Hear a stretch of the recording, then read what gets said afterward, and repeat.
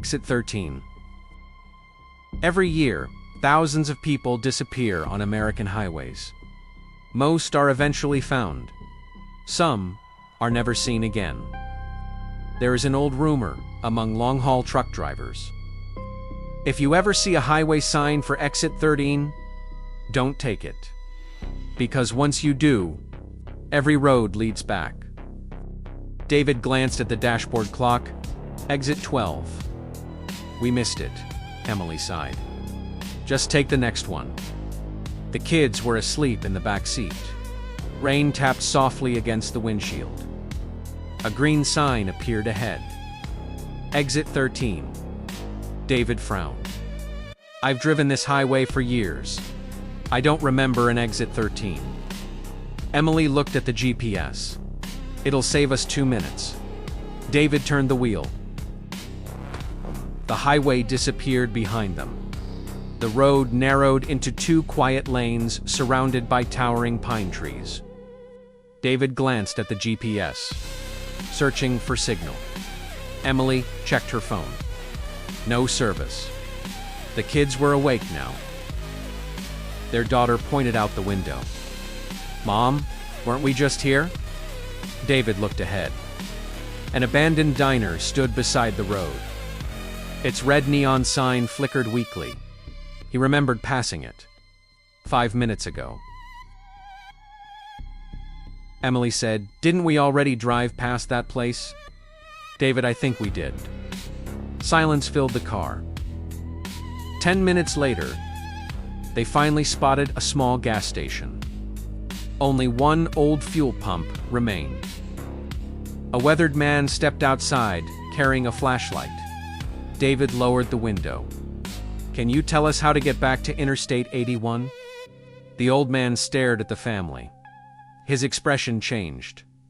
You missed your chance? David frowned. What does that mean? The man looked toward the highway. You should have never taken exit 13. Without another word, he walked back inside. The station lights suddenly went out. The building was empty. Emily stepped inside the empty office. Dust covered everything. On the counter lay a newspaper. It looked brand new. The headline stopped her cold. Local family vanishes after leaving Interstate 81. The photograph beneath it was their SUV, parked exactly where it was now. The date printed at the top was tomorrow. She couldn't breathe. Emily said, David, you need to see this. He stared at the paper. Neither of them spoke. David threw the SUV into drive. We're leaving now. The road climbed through dense pine trees before merging with another highway. Ahead, a green road sign appeared through the fog. David let out a relieved laugh. We made it. As they got closer, Emily's smile faded. The sign didn't point toward Interstate 81. It simply read, Exit 132 miles.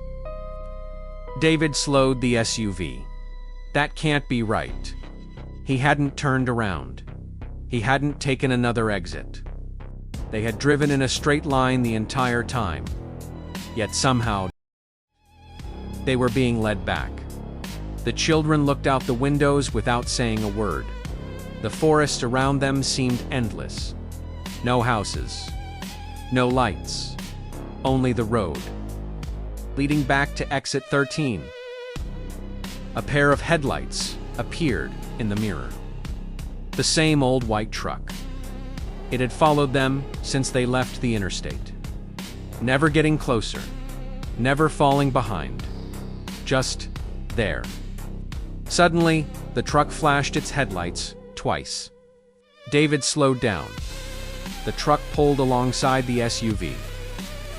An elderly driver leaned toward his open window. His face looked exhausted, like he hadn't slept in years. He looked directly at David. What exit did you take? Exit 13. The man's expression changed. He whispered, I've been trying to leave for 12 years. Before David could reply, the truck disappeared into the fog. Emily glanced at the dashboard clock, 11:42 p.m. A few minutes later, she checked again. Still, 11:42. None of the clocks were moving. Outside, the rain had stopped. Even the wind was gone. The trees stood perfectly still. The road was silent. Then, without warning, the radio crackled. Static filled the car. A calm voice finally spoke. "If you're hearing this, don't stop driving." The children stared at the dashboard. No one recognized the voice. Yet somehow, it sounded familiar. The radio crackled again. "David, don't look in your mirror." Emily slowly turned toward him. "How does it know your name?" His heart pounded. Against every instinct, he looked anyway. The back seat was empty. Both children were gone. Emily screamed. David slammed on the brakes. The SUV skidded across the wet road. He turned around. The children were back, sitting exactly where they'd been, silent. Looking straight ahead, neither of them blinked. Neither asked what had happened, as if nothing had happened at all. The radio spoke one final time. "The next exit is your only chance." A highway sign appeared ahead.